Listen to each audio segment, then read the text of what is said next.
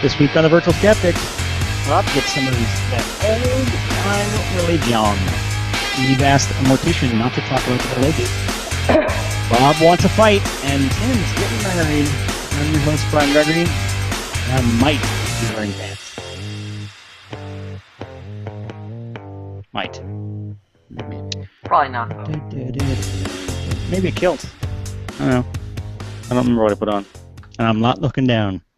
Hi, this is Virtual Skeptics if you're watching. Thanks. Let's see. I got some people here. Let's just going to dive right in and let you know who's on the show. Here we go. We got Bob Blazkowicz, CSI's Conspiracy Guy web columnist, blogger for Skeptical Humanities and Skepticality contributor. Next up we have Eve Siebert, editor and blogger at Skeptical Humanities and contributor to Skepticality and Insight at skeptic.com. Next up we have Barbara. Hi, Barbara. Barbara Drescher, former psychology instructor, blogger, ICBS everywhere, and contributor to numerous skeptical projects, including Insight at skeptic.com and The Odds Must Be Crazy.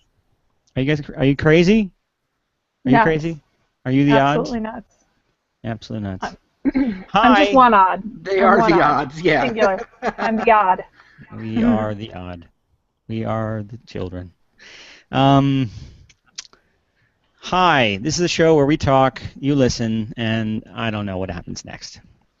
These are the people, and we do a couple of things when we start the show. First up, if you want to be involved, if you want to post something that we might say on the show, which, we like, you might like it too. You can tweet with hashtag Virtual Skeptics. Eric the Knoll says hi, by the way. You can comment on the YouTube channel, and we will try to work that in the show. Or if you have a question, keyword question, let me start the thing up. You can post a question on the Q&A app on Google+, and we will try to answer them if they're meaningful and we think it funny. And the reason you use the Q&A app so we can tag it in the video, people can find it later. So ask interesting questions. We will give interesting answers if we have them. Otherwise, we will make fun of you. First up, who wants to do the trivia question? Because Tim's not here. Tim is, doing stuff with stuff at a place. He's getting married. Yeah. Yeah, what's up Priorities, with that, man? dude. I know. You want to do a trivia question? The thing is, Bob? Who has it up? Maybe Eve wants to do a trivia question. I don't. Okay, go, Bob. I don't have it up. You don't have it up? Fine. I can get it up. Just give me a few We are minutes. clearly really prepared for the show this week. I kind of dropped this on you at the last minute. I'm just going to go ahead and read it. Please How do. about that? Next Trivia question. Can you tweet it? We'll try it again in a few minutes, Bob. Yes, we'll try it again. Here's the question. This came from Tim. Bob's going to tweet it in a second. Oh, hell. I'm just saying that. It's not really true. The Committee for Skeptical Inquiry, CSI, formerly PsyCop, referenced in X-Files episode 8, just threw that in there, publishes Skeptical Inquirer magazine 6 times per year, which you can buy at many newsstands. Apparently this is an ad. What is the name of their other publication, which comes out quarterly, only for subscribers? Do you want me to tweet that? Can you? Sure. Awesome. Our 5 listeners would appreciate that. So that's this trivia question. Also, there are a couple of screens behind me. If you can guess what's on them and tweet or comment, I would feel validated. If you don't want to validate me, yes, don't bother doing that. But thanks for playing. First up on our list of the cavalcade of interesting things, I'm going to go to Barbara. Barbara Drescher. Oh, I'm up first? Is Barbara first? I thought it was. It's some I was up game. first. You want to go first? No. I can go first. Yeah, you want to go first? No, I'm going to let Bob go first because the slides are already in that order. Yeah. Are you ready? You done tweeting? I am done twat. So, I believe is the past tense. All right. So first, I'd like to start with a new segment that we're calling. You didn't give me any warning whatsoever. First, I'd like to start with a new segment that we're calling what did Bob have to look up this week? And if you could bring up the first... Oh, man. Production value on this show is amazing. Really high. I don't think that was the sound that you agreed on. Okay, there you go. So That thing. I came across this at my new place of employment at Stockton University. There are dozens of these around campus. This is but one of them, and I figured that since we have people who are of a science-mindedness and mechanically inclined, that maybe somebody would be able to figure out what exactly this is just by looking at it. And I'll give you a clue.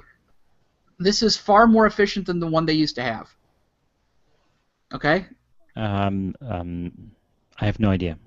Yeah. So maybe at the end of the show or whatever, just give people a chance. And I will tweet out a picture so that you can actually see it maybe better. Okay. Let me see if it'll let me do that. Are you going to wait for the answer before you tell us what it is? Or is this not related to your story? This is not related to the story. Okay. So what I'm going to do, after my story, I'll tweet it out, all right? Okay. So, let's imagine this scenario. Okay, this is now going into my story. Biblical scholars have argued that there's evidence of a collection of Jesus' sayings that is independent of the Gospels, that it's its own text, and that it's circulated among early followers and was drawn on by evangelists. And this is true. Can you imagine if we found a copy of those sayings and the document was carbon dated somewhere between 25 to 50 AD with 95% accuracy? The document would be maybe the most significant find in Christian textual studies, even in all of ancient studies in the West. We'd be able to go back and cross-reference this earlier text with other early texts, see what changes there were that might, what changes happened in transmission of these sayings.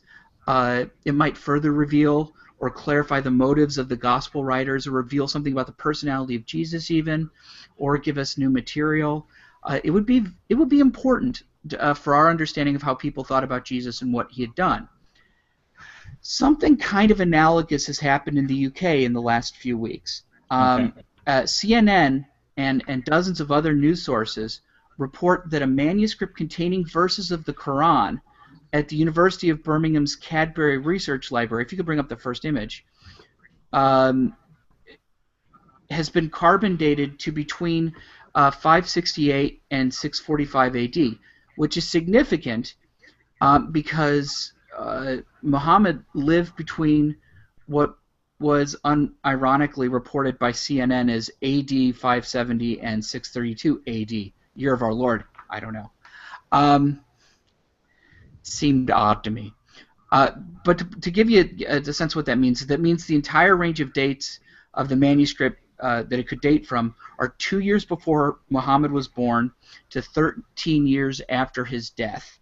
Okay, so it's a broader span than Muhammad's life, but it really overwhelmingly overlaps.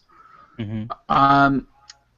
I came to this story about this new Quran kind of expecting to be able to tell something that would be similar to Eve's one from 2 years ago or so about the wife of Jesus fragment. Do you guys remember that one? Yeah, I remember that, yeah. And if I remember, was put forward in the press by a Yale researcher as authentic, but which was pounced on as a rank forgery by nearly every other expert. Well, she actually presented it at a professional conference. Mm-hmm. And it went hypernova really fast, and perhaps prematurely. But premature hypernova, yeah. I hate when that happens. Me too. So some of the principles that were relevant to that case, I think, will be important here. As best I can tell, unlike the Jesus' wife fragment, the pages that have turned up look like they have something like provenance going back almost 100 years.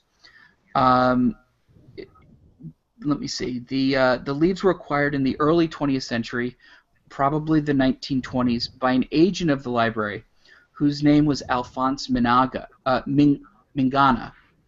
in modern-day Iraq.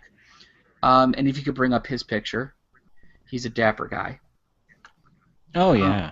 Yeah. And anyway, he was. He needs some wax in that stash. Pretty much. But yeah, he was a collector. He was an agent for the library who was sponsored by the Cadbury fortune. So as part of their philanthropic mission. So he went out on behalf of the library and collected, hundreds and hundreds of these ancient manuscripts from the Middle East. So it's not clear to me though. These new documents, if you could bring up the next image, it's hard to say exactly what they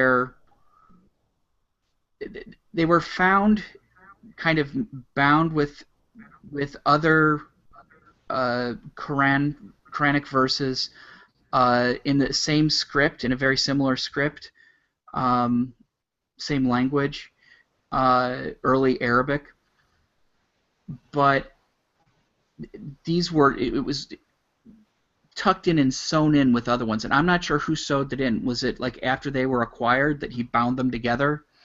Or if this is a much older binding. I haven't been able to find that information, which would be relevant. But they were bound. Now,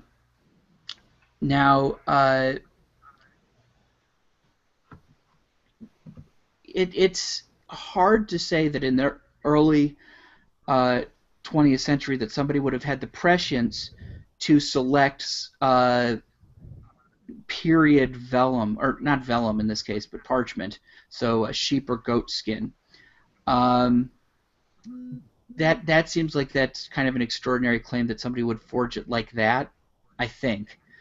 But did no one notice that these pages were there until quite recently? I think that they knew they were there. My impression from looking at this is that there was a graduate student or someone working on their PhD thesis who was giving these pages closer attention than they'd otherwise get. So, yeah, this is just it happens to be possibly an outgrowth of that study. Okay.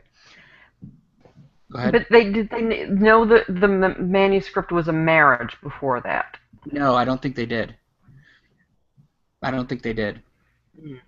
So, well, what this person who was doing the study is it strikes me that they're like a digital archivist, so they're making high quality copies of this manuscript, and I think they just may have finally paid that much attention to this.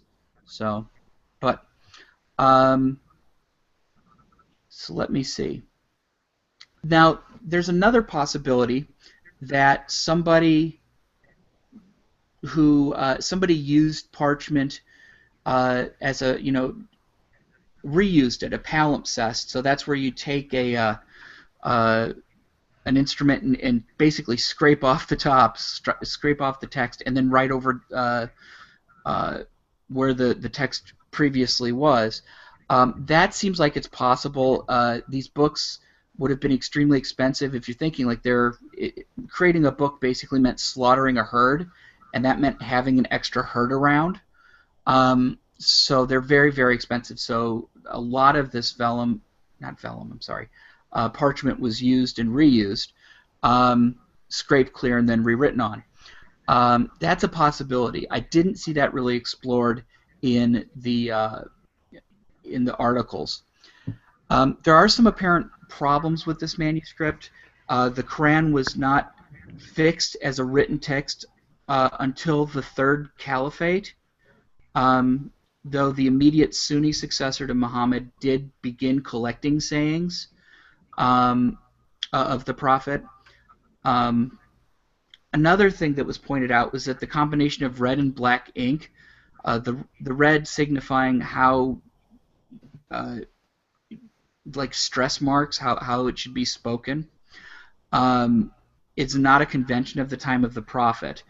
And the separation of the verses is also a late convention. This has led scholars in Saudi Arabia to doubt the authenticity of the document in the Saudi Gazette. But they also seem to dismiss the notion that the text could have been modernized later. So let's say that somebody wrote in black ink and then added those marks in red ink later. And the university does contend that the red was added later. This might be special pleading to explain something that doesn't fit, but anyway, what bothered me most, I think, about this, I think it's a really interesting finding, and I don't think that the jury is in on its authenticity yet.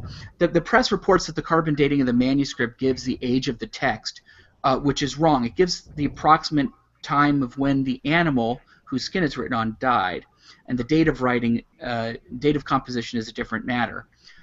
We don't have an analysis, as far as I can tell, of the ink to tell whether or not it's historically consistent, and even then, that's less precise than these than carbon dating.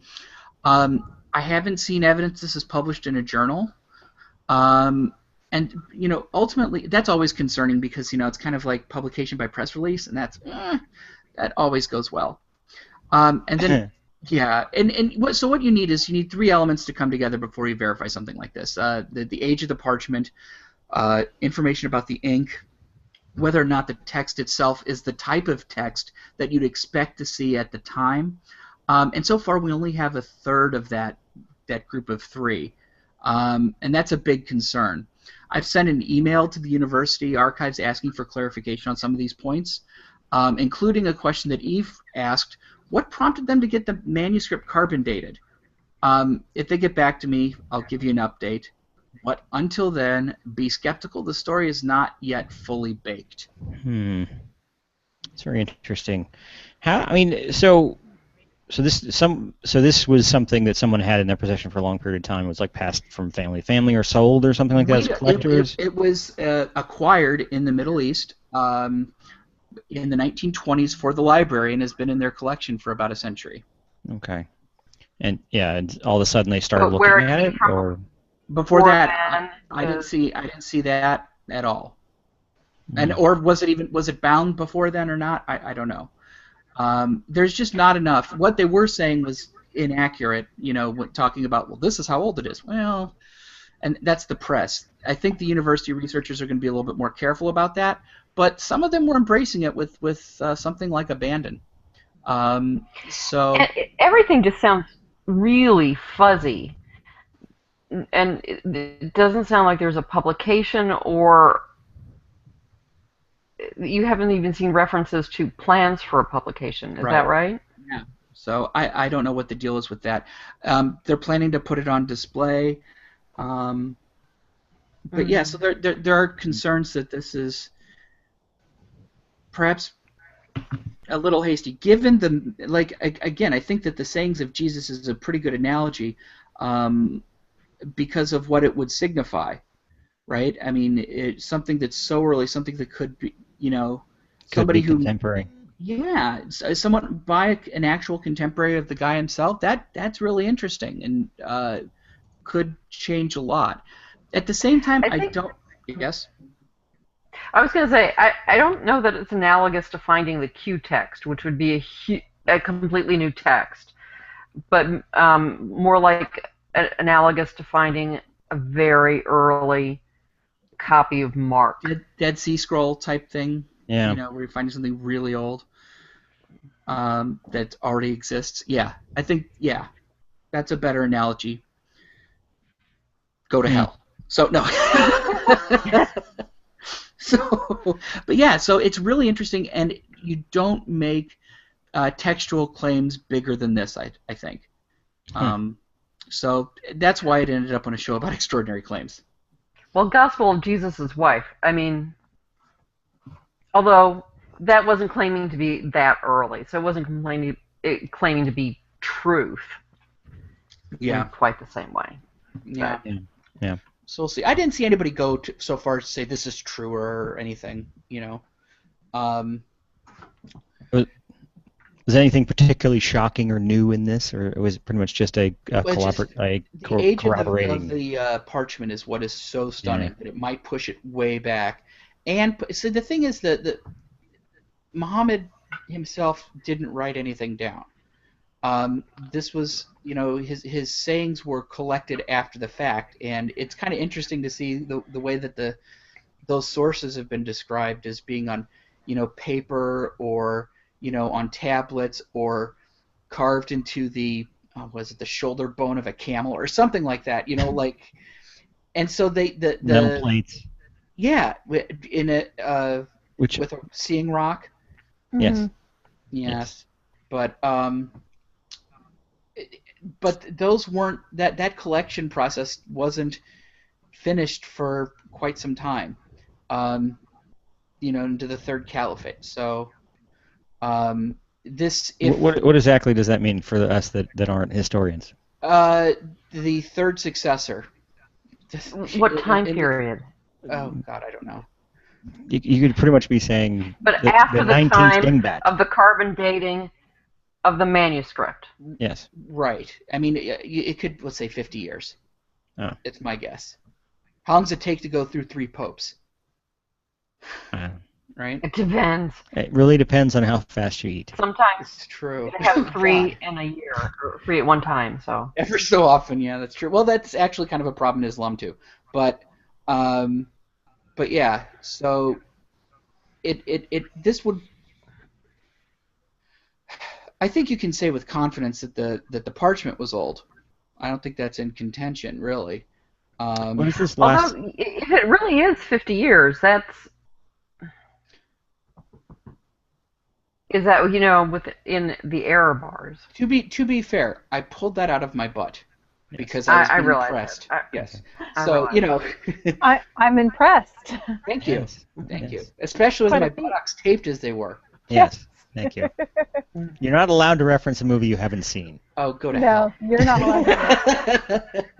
We should have caught that one and referenced it ourselves. Yeah, definitely. Well, you just gotta try to keep up, Barb. Try to keep up. So what is this last slide you have here? The Oh, the last slide? This is the article. I thought that was kind of funny because it was the Saudi Gazette, and even they were using Christian dating conventions, so that the Prophet Muhammad lived between the year of our Lord 570 and 632 year of our Lord. Well, I thought this has clearly been translated, though, right? So it has been. Yeah. I think it's been translated somewhat with it kind of ham-fistedly, and possibly lifted in part from a CNN article, potentially. Okay. And so the dates may be just because whoever translated it picked that, right? Yeah. Right. And the other thing is that when I was looking at the coverage of this, there seemed to be a strong Sunni bias in the Saudi press. Go figure. Where they were talking about how well, one, they don't have much incentive for innovative scholarship, and on top of that, they were talking about the properly led caliphs, so the ones who were right as opposed to the Shia heretic ones, and so there seemed to be strong bias there, even in the way they casually described what was going on. So that further complicates the problematization of this complicated text.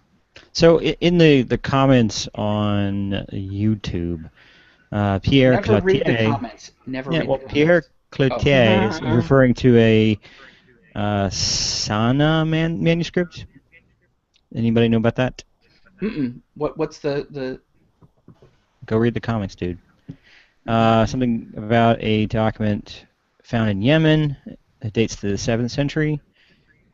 Yes. I did see something about that in passing. It's a complete Quran, apparently. Yeah, I don't know anything about this. That's impressive. But yeah, the script is very nice, as far as I can tell, and I believe that there may have been comparisons to that. But This is a extraordinary document one way or the other. We're just not exactly sure what it means yet. Interesting. Yep. Okay, that was very interesting, and I would have totally missed that in my news feed, and I'm glad you put it in my life. Mm-hmm. Thank you, Bob. That's pretty much what I'm here for. Very much. Up next, Eve is not going to talk about the Latter-day Saints plates. Oh. No.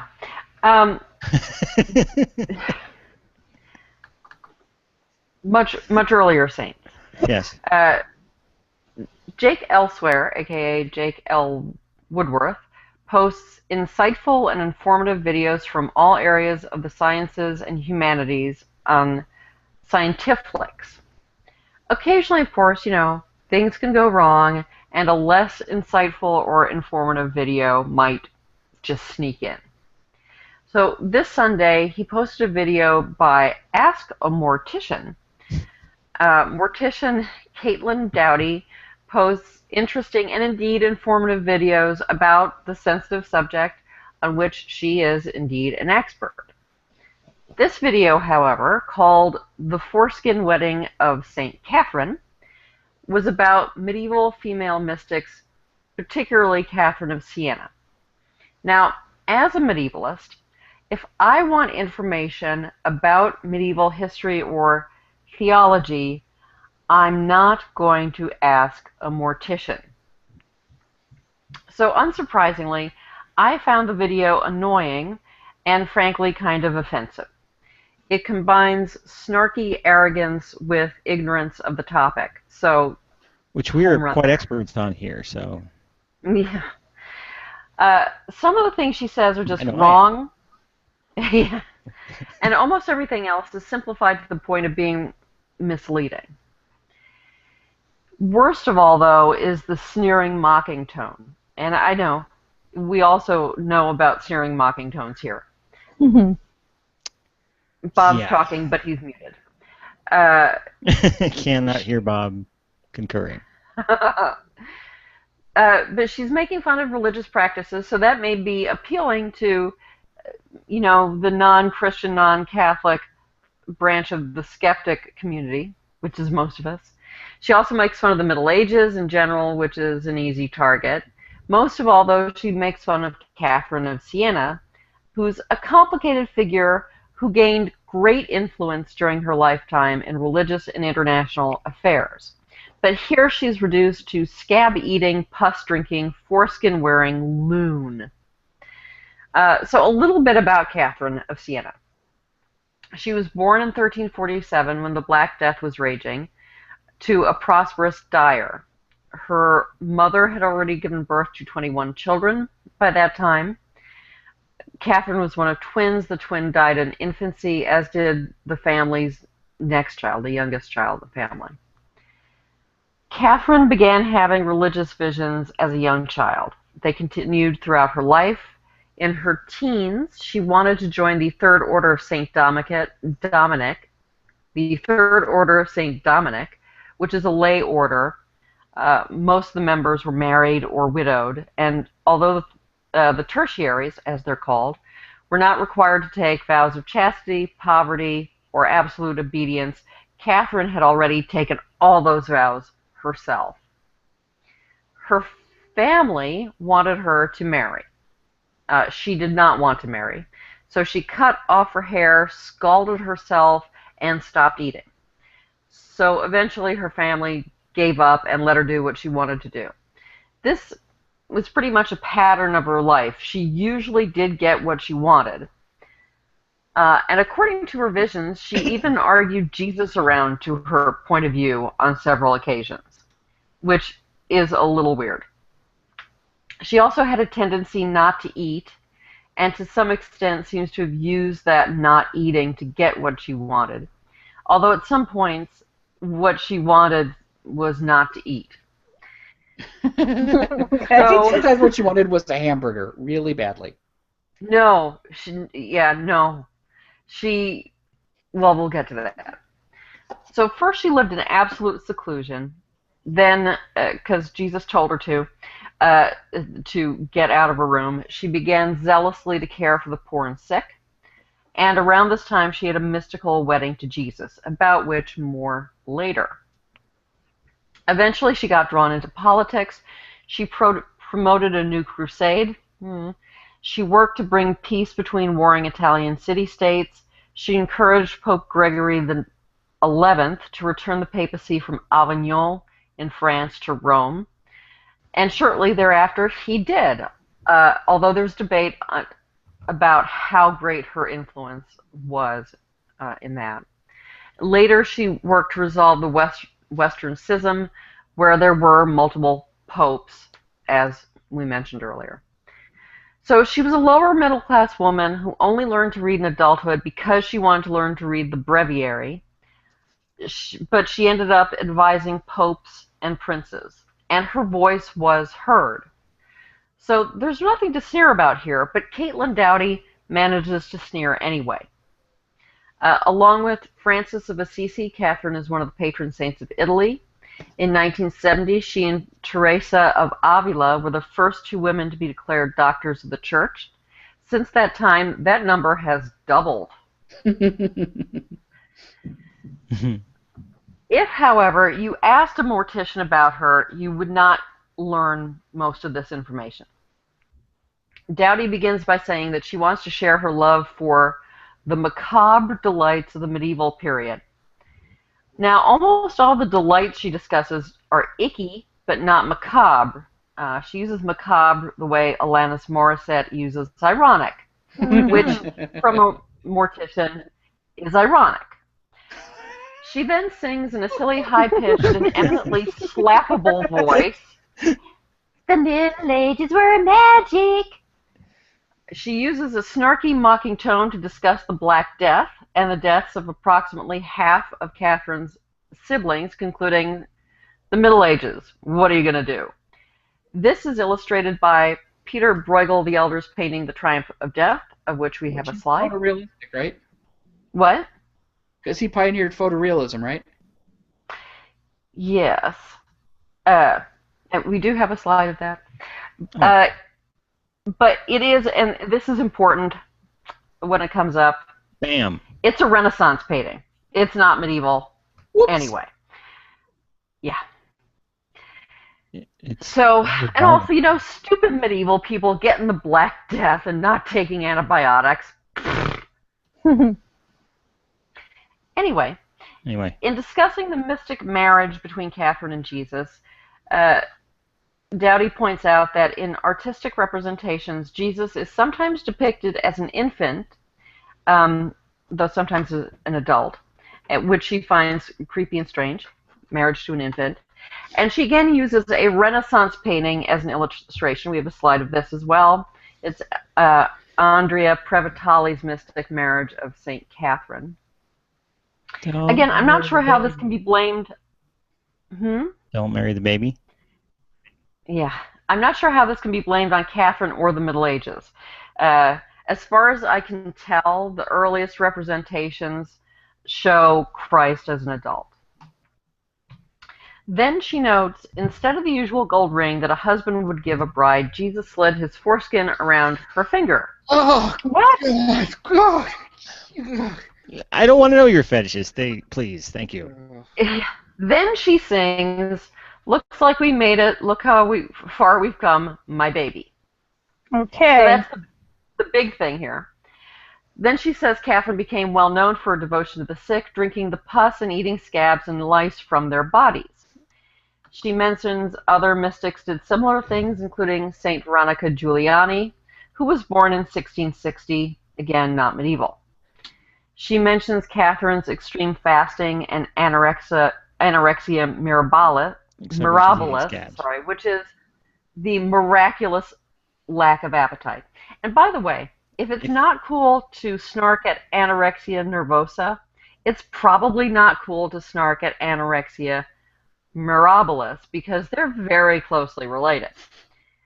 She says Catherine would only eat communion wafers, quote unquote, the symbolic body of Christ. Now, to Catholics, the Eucharistic bread is not symbolic, and it certainly wasn't to Catherine. Catherine died in her early 30s, and her death was almost certainly connected to her hilarious anorexia. Now, here comes the only macabre bit.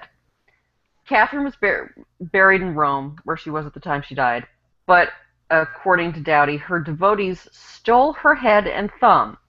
A guard was suspicious and said, according to Doughty, "Looks like you got a head in that there bag." Then the relics turned to rose petals and only reassembled into a head and thumb in Siena. Doughty says, "Of course, that's just a myth," but adds dramatically, "Why then in the Basilica of San Domenico is there a glass reliquary case with the disembodied mummified head of St. Catherine with her thumb nearby, as if to say, 'Good job, medieval grave robbers'?" And she ends by again singing, "The Middle Ages were magic." Okay, so fact checking. Catherine's head and thumb were indubitably moved to Siena. We have a slide of that. Well, not of the thumb, but of the head in its reliquary. There it is. And it's a huge, elaborate reliquary. I never, you know what? When I was growing up Catholic, it never occurred to me that how, like, dark a lot of symbolism is. That the whole eating bodies thing, it's just what you do. Or having relics around. But when you step away from it for a while, you go like, wow, this is pretty intense stuff here. Yeah. Are you sure this isn't from the Haunted Mansion? Because this clearly would be. It's very green. Yeah. It's old. Although I think it's said to be miraculously preserved and embalmed. Anyway, it's not clear when or how they were moved, that I could find out. Her body was translated, that is to say moved, from where it was originally buried outside the church to inside. And I think that was under the direction of her confessor, who was a Dominican and I believe was Sienese. So it may have happened then that her head was moved. And it may have been a theft, but it may have been open and above board. As far as I can tell, that's just not known. Traditions can accumulate. What? Traditions can accumulate around these types of events. Traditions? Yeah. Yeah, like, well, we only have a head, so why do we only have a head? Well, maybe someone stole it, you know? Like. Well, and no, but, you know, relics were stolen. It's true. But relics were also, in some cases, divided. And it wouldn't be unusual for a relic, an important relic, to go back to her hometown, where she, you know, had very strong associations. And there was a huge procession to the church when her relics were taken there, and her aged mother was walking in that procession. So at least by that point, it was open that we have her head and thumb, basically. Doughty also makes it sound as if Catherine was sort of constantly snacking on scabs, lice, and communion wafers. You know, like bonbons, but grosser. Like Fritos. Well, she would have had to if that's all she ate. People chips. Yeah. People chips. Maybe she soaked them in the sacrificial wine and made people. Actually, I think a lot of times at that point, communion was done in only one body, which is to say it was just the bread.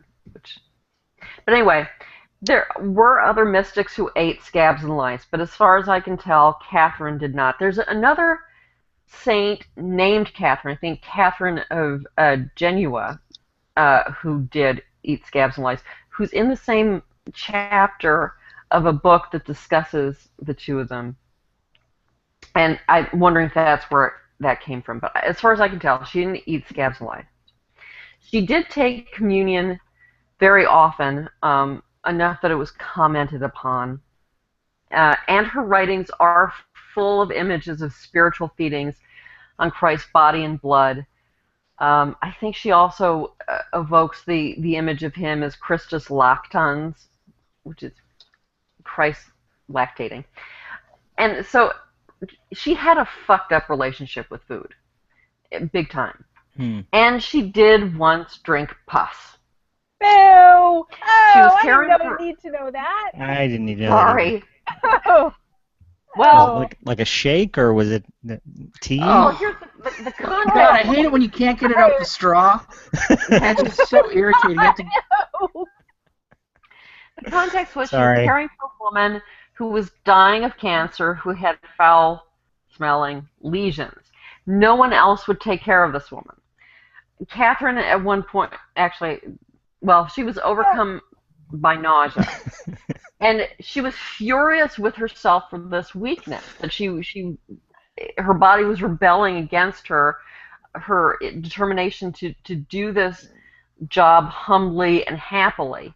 So she forced herself to drink the pus, and was never nauseated by that again. And okay, gross. But did I mention she was the only one willing to take care of this woman? Oh, but she didn't have to do that. You don't have to drink it. Well, she had a fucked up relationship with food. Oh God! If it happened, that's clear.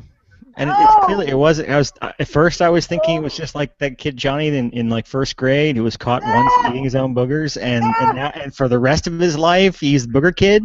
But no, it's much worse. Oh.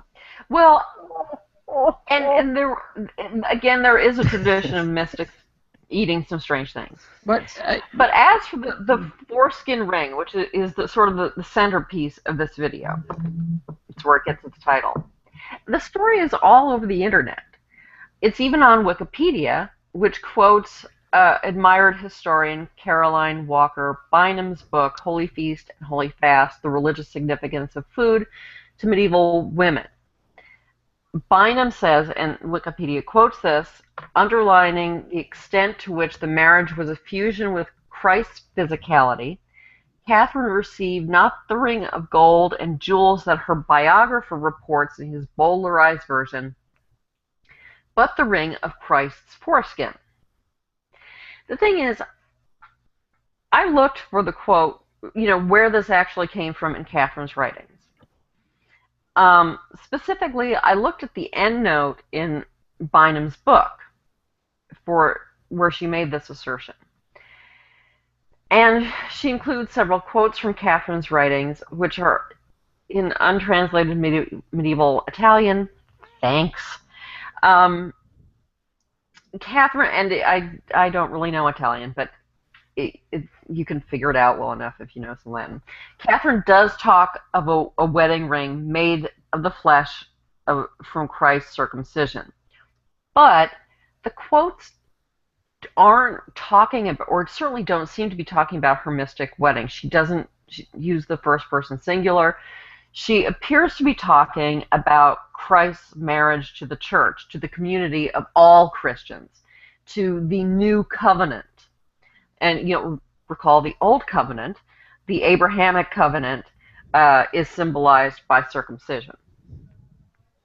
So it was common at the time to view Jesus' circumcision as evidence of the incarnation, the Word made flesh, and proof of it. It was also considered the first time Jesus suffered pain and shed blood. Therefore, it was considered a symbol of the new covenant that was fulfilled in the blood of the crucifixion.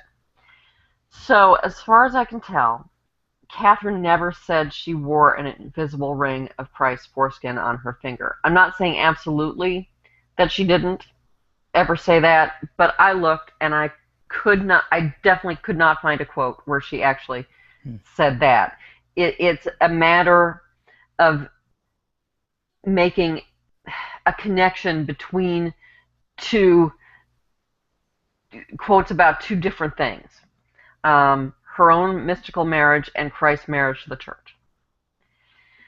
Now, okay, people in the Middle Ages did some weird shit. People in all ages do some weird shit. Religious people do some weird shit. But this video is not truly informative. Aside from the actual factual errors, and there are actual factual errors, it reduces a complex and important woman to a crazy, pus-drinking, foreskin-wearing cartoon. It provides no insight on medieval religious thought. It just makes fun of a few practices of a few medieval religious people. And those practices were not even confined to the Middle Ages. So, if you want to know about the Middle Ages, ask a medievalist, not a mortician. Bam. Damn! Well, there you go. You go, girl. And she froze. And she froze. Right there on the strongest point. That was awesome. Right? Yeah, wow. Yeah, that's where you do it. Was there another joke? Oh, she's back. Was there another joke? No, because that was awesome the way it stopped. Yeah, that was well done. Yeah, you've got to earn your snark. You know. This is the internet. You don't earn anything. You just do it. But, and then we talk about it. Again, which, you know. It looks like she had some really interesting videos and interesting subjects, like about hair mourning garments or jewelry, and things that are right up her alley or that are interesting, but this, no. Go back to embalming bodies. Well, that's what comes from talking out of your ass. Yeah. Bazing. Bazing. And not taped. Yeah. Yeah, that was interesting. And there were some. No, the only comment was boogers were almost as delicious as earwax. Ew. Apparently, according to the internet. But not as gross as pus. I'm sorry. That's true. It's interesting. Yeah, no, not as gross as pus. Eve comes with us with these really kind of interesting historic stories. They're always next gross and thing you know, bodily functions. There's petrified poop and pus drinking. And Barbara, I have to tell you this. I put you up on screen a few times just so that people could see your reaction. I know. Thanks so much. Because it was pretty awesome. Oh, God. You have to remember, I picture everything in my head. Yeah. There is not anything that you can say verbally that doesn't turn into a picture in my head. And that's pretty freaking gross. Yes, that is pretty gross. Yeah. It seems to me that the pus drinking, if there are several people doing it, that it might not actually be true. You know, like it might be a way of. Although I know that mystics can do some pretty weird stuch. Yeah. I don't know. If it makes a good dip. It also seems like something. I'm just trying to get Barbara to react. It seems like something that's consistent with her attitudes. Although she must have eaten more than they say she ate, but she didn't want to eat.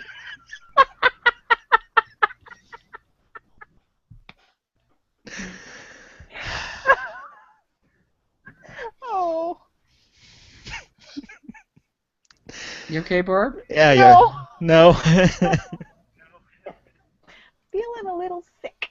What, have too many scabs, little balsamic vinaigrette over them. Yes, that's true.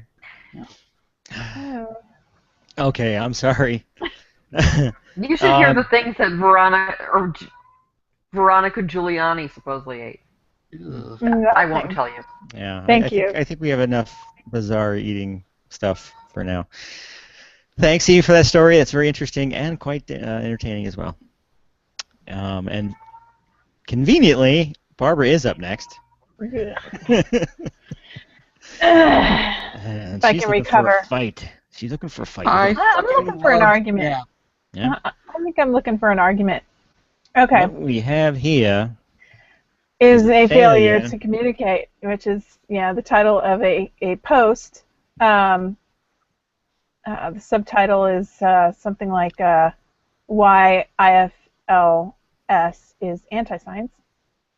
So I'm actually I'm going to read yeah. this to you. I'm going to read you at least the first paragraph and the last paragraph. It's a very, very short post. Okay, go for it.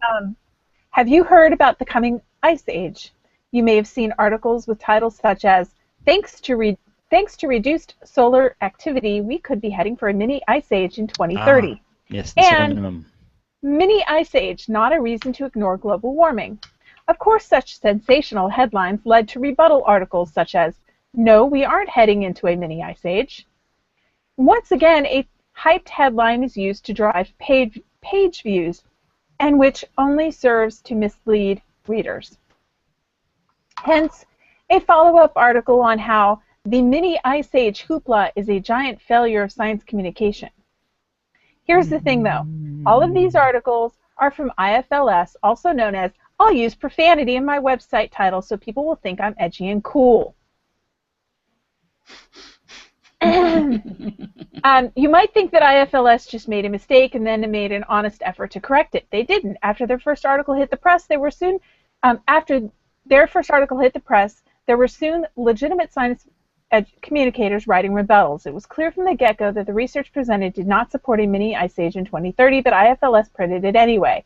They published their second article to double down on their hyped claims. Of course, once it was crystal clear that IFLS was wrong, they could have made a correction in the original article and linked to one of the better rebuttals. They didn't. Instead, they retitled their second article, There Probably Won't Be a Mini Ice Age in 15 Years, and linked to that at the bottom of the page. To this date, they still haven't made clear that their first article is an error. Why correct your mistakes when your lies get you nearly 76,000 likes on Facebook? The last two articles aren't even ones that IFLS wrote. They were actually written on the conversation and then reprinted on IFLS. For heaven forbid you direct traffic to another site. This isn't a failure in science communication. It is the willful promotion of ignorance. So I think a new name for this site is in order. We're just interested in page views. Science can go F itself. I happen to agree with everything in this article. And this is a website that has bothered me since its inception. And yes, it bothered me from the moment that it started because I honestly believe that you just throw the word fuck in a title and then everybody loves it. And I think that most people follow it for that reason because it's supposed to be edgy and cool. And I think that's utterly ridiculous. You don't need to use profanity in a title. I just had this really cool idea. We should change our podcast name. Yeah. Virtual fucking skeptics, right? Oh. Yeah. Yep. Yeah. And it has always bothered me. How's that image in your head, Barb? Yeah, I didn't depending have on one where until we now. put the Thank you adjective, that so could, much, Bob. Oh, God, no. Oh, no. Okay. I somehow got to suppress that. And Just think of scabs. Okay. Scabs. Boils and sores. Close your right? eyes and think of People it. chips. Yeah. Boils and sores and people chips. I have been trying to keep them out of my Facebook feed since they started. Since she first launched the Facebook page, I've tried, and I can't. You can't. There's no blocking. You can block a page, but it doesn't actually work. So, because if you have notifications in your friends post from the pages, it shows up anyway, and it just bugs the crap out of me because, as I predicted when they first started, the content is crap. It's crap. Mm-hmm. They steal images from people. They reprint stuff without permission. It's crap, okay? And it really, really bothers me because you've got people like Neil deGrasse Tyson promoting this site, and it doesn't seem to bother him that the science that they print is bullshit, or it's so oversimplified that it's wrong most of the time. And they've been on my list of things to criticize when I've said, okay, the media has done this and has reported this wrong, and they've been on the list of the people that reported things wrong.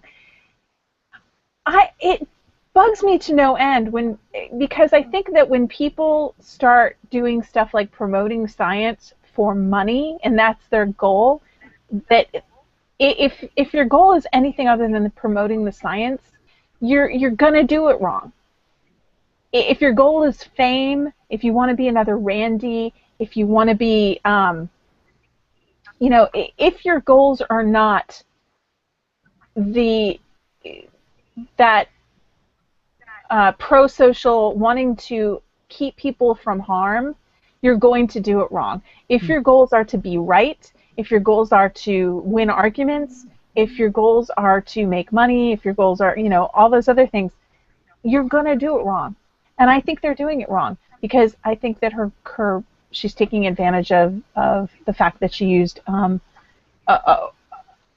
bad word. Ooh. Like, we don't all, know that word. Like, it's some, amazing thing. And it worked. It worked. And I don't have any problem with people taking advantage of popularity. What I have a problem with is that they're not correcting their mistakes, and they never have, despite all the criticism. I wouldn't worry so much about the title as much as the content and their approach to acquiring said content. That's really, as far as I'm concerned, that's the real problem with that site. Yeah. So. Yeah, it's not the titles, but the titles they're indicative of a problem. Mm-hmm. Well, I mean, it's the internet, and clickbait is the norm now, right? Mm-hmm. So. But the fact that the content is wrong is disturbing, and I mean, how bad is it? I mean, is it deliberately just like they don't fact check, or they just repost other people's stuff that's wrong? I mean, how bad? I follow them on Facebook, and I've seen like the posts every once in a while. It's not like I don't have it send me notifications or stick it on the top of my feed, so it doesn't show up that often. But I met is it Ellis or Elise? Andrews? What's Andrews. Yes. She was a speaker at Nexus like 2 years ago. Mm. And I mean, she didn't say anything wrong then. She was getting some attention, but I didn't know very much about the blog, so I haven't gone and checked, correctness on it. But how bad is it? It's pretty bad. I mean, she's been highly criticized, and I don't see much changing. And there's, there are many skeptics and science promoters who are fine with science so watered down, or so watered down to the point where it's wrong, it's often wrong, and so forth, as long as they're promoting science, because they somehow think that that's positive. And I don't. I don't happen to think that's positive. I think that people latch on to these identities of being science promoters, and so they just cheerleaders for science no matter what, even if it's wrong. But that's not education. And people will promote a finding just because they want to agree with it, whether it's right or wrong. The reason that it doesn't help science literacy when they're not being taught to be scientifically literate. But don't we want a pro-science attitude, whether there's an understanding or not? I mean, doesn't that help? Yes and no. Yes and no. But especially here's the in thing. America, where there are a lot of idiots that are in. Pro-science attitudes don't translate to. They do not translate to voting for pro-science issues. They don't translate to supporting things like to believing. They don't translate to beliefs in global warming, or they don't translate to the people who are anti-vax believe that they are pro-science. They do believe that. They believe that they understand the science better than, or that there are conspiracies to promote science that doesn't support. I would definitely say a lot of alt-med people are of a similar ilk. Yeah. They believe that they're pushing science, but you push on them hard enough, they say, well, eventually science has to open up its mind a little bit. You're like, oh, changing science. Clearly science is the problem. Right. They're promoting their views. They're not. It's just like, okay, if you look at people's political affiliations, you look at conservatives and liberals. both of them believe that they are pro-science, that they are pro-scientists. They both believe that they support science and respect scientists. And yet, when you look at where they get their information about stuff like climate change and other environmental issues, they get them from two different places. Liberals and actually independents, even more so, get their information from scientists, and conservatives get their information from other places. So the reason that conservatives appear not to be pro-science when it comes to environmental issues is because they don't trust the findings. They don't trust the findings themselves. The scientists who are saying stuff that they don't want to hear. It's not because they don't respect science. Even creationists respect science. They just don't understand that the science that they think that disagrees with what they believe is correct science. They think it's bad science. Yeah, it sounds like it's oversimplifying a bit to say that, but that's just me being critical about the accuracy of the content, I guess. Which Whoa! Throw down the hoedown, baby. There you go. But my point is that people don't want to believe the things that they disagree with. It doesn't matter whether you have a pro-science attitude or a non-pro-science attitude. People have a pro-science attitude in general. People do respect science. When we're cheerleading for science, we're not helping the problem. We're not solving the problems that we have today. The problems that we have today are convincing people that what they believe is right or wrong. Yeah. Okay? That what they believe actually aligns with good science. But everybody thinks that their beliefs are correct. Otherwise, I mean, that's kind of the definition of belief. Yeah. Now, the main problem I have with blogs and content aggregators like this is that there's a big conflation between what science is and what technology is. And generally, anything that's like advanced technology is labeled science, and that's engineering, not science. Mm-hmm. And there's, I mean, you can have all kinds of fancy technology and use it and then like it and promote it and still have no concept of what it means to do science and to gain knowledge from experimentation. Yeah. So, that's true. That's the problem I have with it. Science is really all about how do we know, not so much what do we know, but how do we know. Exactly. I think, one of the things about my science education, a lot of it comes from the consumption of popular science texts, magazines, documentaries when I was growing up, a lot of reading into astronomy and the history of the space program. Watching Bill Nye the Science Guy. I never actually watched Bill Nye. I think I missed him. I watched Mr. Wizard. Yeah. Well, it's interesting. The reason I brought it up is it's interesting to compare, because Bill Nye hasn't been right about everything. Yeah. He's made mistakes, and he's not really a scientist. He's a communicator. So he's managed to be anybody to be perfect. I'm willing to accept a certain amount of wrongness. I was trying to contrast because in his case, one, he has corrected himself. On a few things, he's decided, oh yeah, I guess I was wrong about that, and guess what? I'm going to admit that I was wrong about that. And also, he tries to be correct. He tries to be accurate, and he speaks out on stuff he knows he's right about. So. But his goal is education. Yeah. I mean, I'm certain that he likes making a living doing it. That's not really the question. But when your personal brand, the Hollywood thing is funding his ability to teach, which is what should be happening with IF. And Elise Sanders is not a scientist. Not science. Yeah. She's not a scientist. And he isn't just going, look, gee willikers, look at this neat sciencey looking thing. Yeah. Ta-da! I don't think Bill Nye's a scientist. He explains the neat science. Well, he has a degree in science. I mean, he's... What's his degree? I'm looking up what his degree is in. I didn't know. Do you know? I off the top of my head, no, but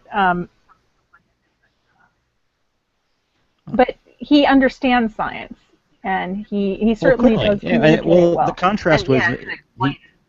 He yeah. is an expert in science, whether that's his formal degree or not, which I can't remember. Hang on. Didn't he study with Carl Sagan? He had a class with Carl Sagan, yeah. Well, the top level says his degree is in mechanical engineering. I bet he would know what that thing Bob posted was. Yes, I bet he Probably. would. I'm not gonna have time to go through this. He's got a huge article on But it. you know, regardless But- of what his formal degree is Yeah, in, I was just curious. The man knows science. Yeah. He's a science expert. He is an That's the point I was expert trying at to make. science communication. Yeah. He's not perfect, and I'm sure he gets a lot of stuff wrong. But he's not consistently wrong and refusing to change his ways. Yeah. And he doesn't put out clickbait. I mean, that's this science cheerleading. Well, he did do that debate or two that seemed a little sensational. Yeah, there was. Yeah, I agree with that. I wasn't too happy with that, and Yeah. I'm critical of it. Yeah. But you know, that's one instance, and I'm happy to criticize it. I'm criticizing them in general for what they're doing. Yeah. For consistently doing this. I agree. Go ahead, Bob. Go ahead, because I've been talking too much. I think I have a complicated relationship with this because I really do like. Well, this is what we're doing now with what this week they're working with, say, carbon nanotubes. I wouldn't know a carbon nanotube if it stood up in my soup, right? But you hear a lot about it, and then they talk about how you can use it, as a scaffolding for some really strong structures. And knowing that there's a history behind it, knowing that's the end of a lot of research and a lot of progress is immensely gratifying. But I really do like that last bit. I really do like the deliverable, to use an awful word. I really do like the. I eat that stuff like candy. What, memes? Yeah, I mean, memes piss me off. I am sorry. I hate infographics and. Not just that. But the new spectacular finding that Barbara. X, Y, or Z. That I don't know. Yeah, I like the findings too, and I like them when they're reported accurately and. Yeah. In the scientist's words. I'll take it any way I can. Sometimes I'll take it any way I can get it, though. Like a lot of times you have the scientists can't report it directly, or it's filtered through university, and it's a problem. But it shouldn't be completely taken out of context by somebody who's not an expert in the field, and have them draw conclusions which are completely wrong because they don't understand what they're reading. Yeah. We wouldn't have a show, Barb. If they didn't do that, we wouldn't have a show. This is a good point. Fight! Yeah, I know. Fight! Less work for us. I know. Well, No, all right, there's just still admit Barbara's right and go on with our lives. Okay. I have to agree that No. So Bob and Brian will shut up. Okay. I only have one last thing to say, and that is that I agree with Barbara in that the lack of commitment to accuracy of IFLS, yes, it is disturbing and disappointing. But not surprising. Because I told you I'm so. not going to comment further. I'm going to leave it right there. What love to say I told And you Bob so. is not going to comment at all because I'm going to mute him. Oh. All I have to say is people chips. Had that for dinner. I heard that you were talking and Bob goes off screen for a second, and I hear this rustling, and I was going to say, "Wow, you opening a bag of people chips? You want to share?" Because it sounded like a bag of people chips. Okay. Somebody needs to create a logoed people chip bag we can post on the thing. That'd be awesome. And we're 10 minutes over. So, people chips are people. You heard about the guy who was hanging around the crematorium picking up ashes, right? No. you want to make instant people. I don't. Cup of people. Yeah. Cup of people. Cup of people. God. Ramen people. Okay, moving right along. We're going to wrap this show up. We're going to wrap it up. Wrap it up. Oh. Wrap it up. We've got trivia question. Did anybody even try? I know. Actually, there were a couple of people who tried. I think. Yeah. Someone okay, got it right. Let me repeat the question real quick. The Committee for Skeptical Inquiry, CSI, formerly CSI COP, published Skeptical Inquiry magazine 6 times per year, which you can buy at many newsstands. Incidentally, what is the name of their other paper publication? Paper publication, which comes out quarterly only for subscribers. And I believe the first correct answer was our very own. Let me make sure. I'm checking the other feed here. Nope, it was not the Skeptical Newsletter. It's not what it's called. But Nathan Miller posted Skeptical Briefs. That's the name of the publication. I've seen it. I'm not a subscriber anymore because I get my stuff online. But it's cool if you like that kind of stuff. Isn't Free Inquiry another one of theirs? Free Inquiry is CFI. CFI, not CFI. Okay. Yeah, okay. which technically is the same organization, but it's not. Different. It's monthly. It's not quarterly. So. Yeah.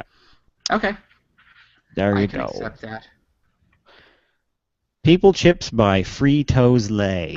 That's Eric Knoll on Twitter. Oh, that's good. That was good. That was good.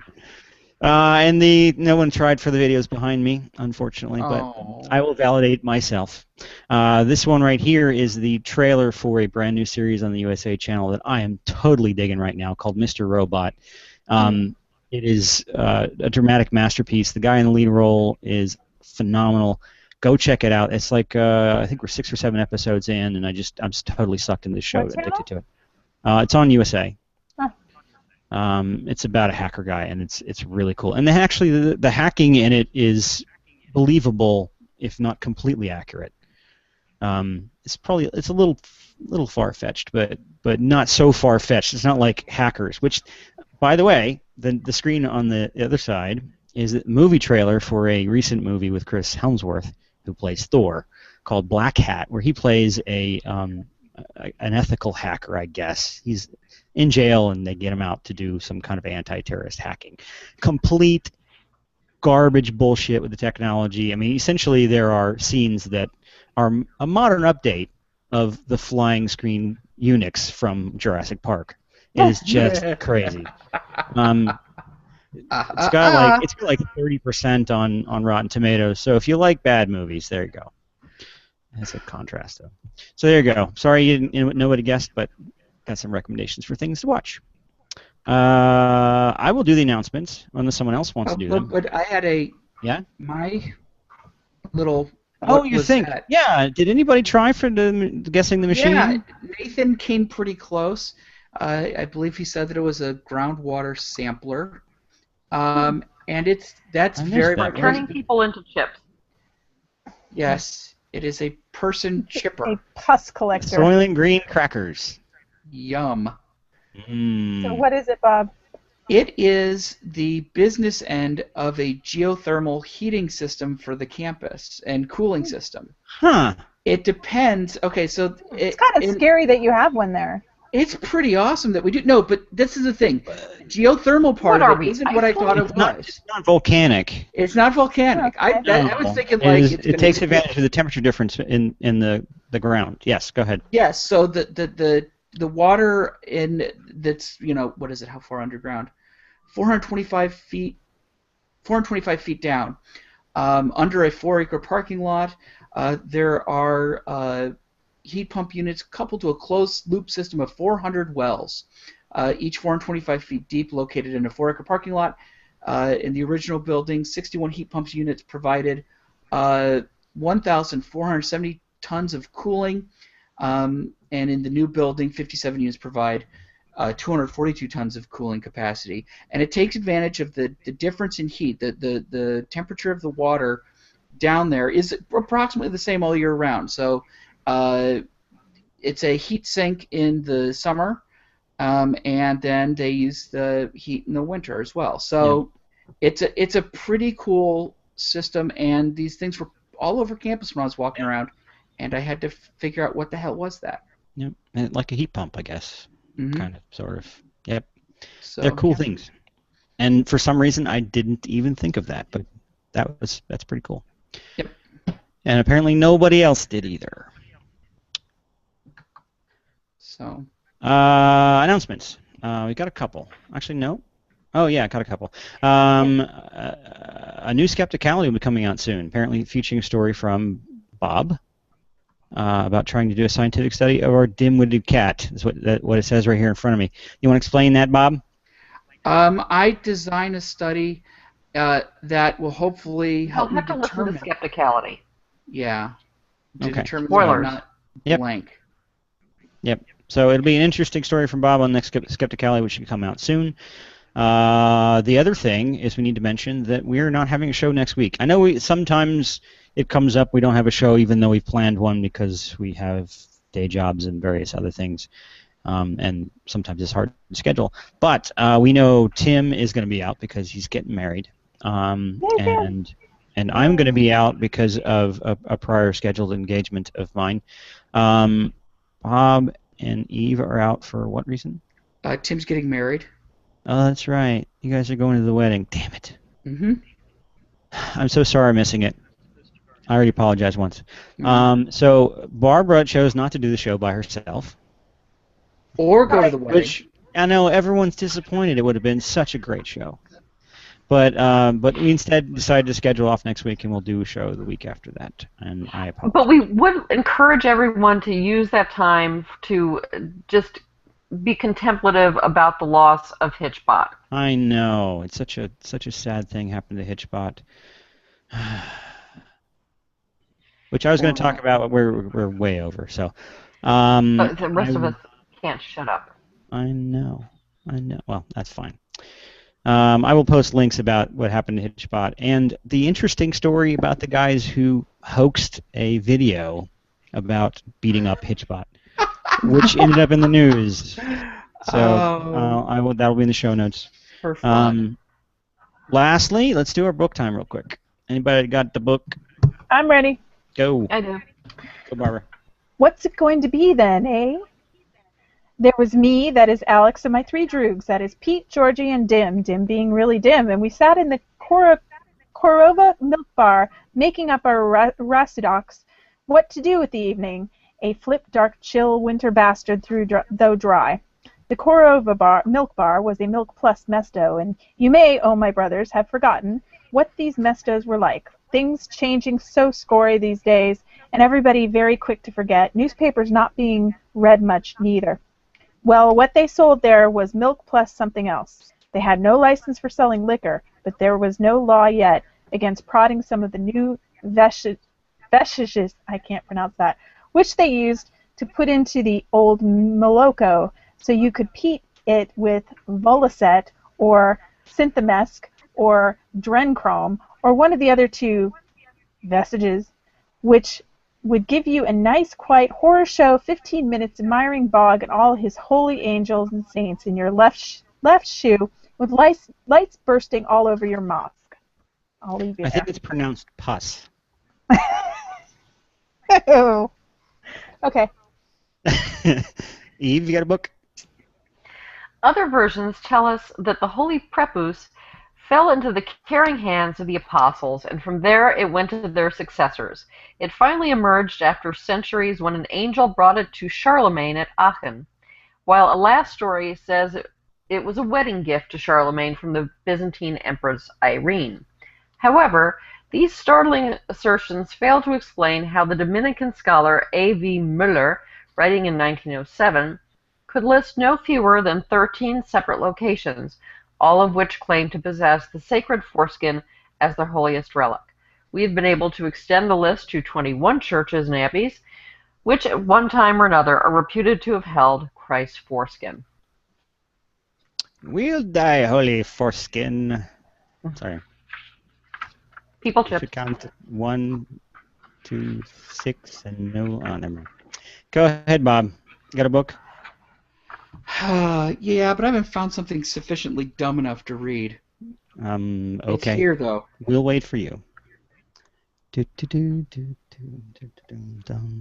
Play right. that sound effect again. Oh. Which one? I can play this. All right. If you're happy and you know it, fuck with All right. As a group, having always been dedicated to discovering the truth, we strongly believe in working closely with psychics on our investigations. We will never share information about a specific location with a psychic beforehand for obvious reasons, and a good psychic prefers to, quote, go in cold on an investigation. It's just a more common sense approach that will support any evidence gathered while on an investigation. Oh, yeah, very, very good advice. 1. Play a card from your hand by placing it face up on top of the discard pile and following the instructions on the card. Or play no cards at all. That's goal 2. Cards with no instructions. Some cards don't have any instructions on them. These cards must be played as pairs. If you play a matching pair with no instructions on them, pick another player and steal a random card from their hand. 2. After you follow the instructions on a card or play a pair, you can play more cards. You can play as many cards as you like. 3. Finally, end your turn by drawing a card from the draw pile into your hand and hoping it's not one of these. Play continues clockwise around the table. What was your book, Barbara? My book was Anthony Burgess, A Clockwork Orange. It sounded familiar. Yeah, that's why. Yes. Eve, what's yours? Mine wasn't a book. It was the article, The Circumcision of Jesus Christ, from the Journal of Urology, of course. And here is a picture of the mystical marriage of Catherine, where they claim you can see the foreskin as a ring, but you totally can't. Mm-hmm. I was surprised to see a history article in the Journal of Urology myself. Yeah. And have some questions. It's pretty strange. By urologists. Yeah. Not a mortician. Yes. Yours was a pamphlet of some kind. I guess Barbara's the only one who actually chose a real book. I chose a real book. No, Bob was a book. Okay, go. Mine was Folklore of the Jersey Shore. Yay. By 2 people whose names I can't be bothered to memorize. Kimmel and Temper? Kimmel and Timper. Yes. Who are related. Okay. It is a book then. Yes, it is. But Wow. only barely. And I know what yours was. You know what mine was? Was it the instructions to Exploding Kittens? Exploding Kittens! Yay! Yay! Yeah, I got my Exploding Kittens this week. I'm so excited to try to play. And yeah, that was the part of the instruction book for this is the adult version. So, there you go. That's our show. Okay. Thank you all for watching and enjoying our discussions and stuff and participating on the web. We'll look for the show notes. We'll post that sometime soon. Now, we're going to put the logo up and start the music. And we did. We're going to rock out. Hey, what happened to our new out music? Virtual Skeptics is an independent production of whatstheharm.net. Skeptical Many is myself, ICBS Everywhere, and Doubtful News. Our logo is designed by Sarah Mayhew at sarahmayhew.com. And our theme music is by Music Hands and used with permission. I wanted to hear the new out music. You want to hear the other one? Yeah. if you're happy and you know it, fuck with me. We'll play them both at once. Mash up. Fuck with me. If you're happy and you know it, then you really want to show it. If you're happy and you know it, fuck with me.